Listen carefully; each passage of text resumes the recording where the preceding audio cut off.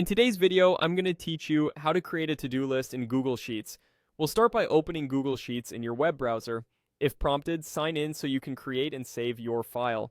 On the Google Sheets homepage, you'll see a collection of templates. Look for the to-do list template. It may appear right on the main screen, or you might need to open the template gallery to find it.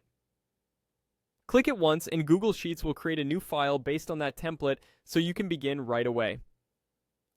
With the template open, take a moment to adjust the sheet so it suits your workflow. Rename the document at the top to something meaningful, like Personal To Do or Team Tasks, and consider renaming the Sheet tab if you'll have multiple lists later. You can resize columns by dragging the borders in the header, hide any columns you don't plan to use, and reorder columns by dragging them. The goal here is to make the layout clean and focused, so you only see what you actually need. If the template includes sample rows, feel free to delete them so you're working with a blank list. Now you can start adding your tasks. Each task goes on its own row. In the task column, write a short, clear description of what you want to accomplish.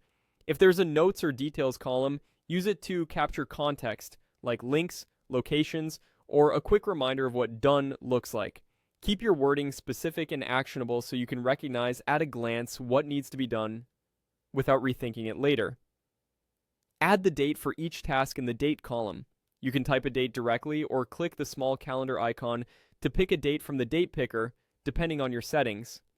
Choose a consistent format so your list stays tidy and can be sorted easily. If you're entering a lot of items, you can fill dates down the column to speed things up, and you can sort by date to see upcoming items first. When you complete a task, click the checkbox in that task's row. The template often includes formatting that strikes through or dims completed tasks automatically, making it easy to see what's done versus what still needs attention.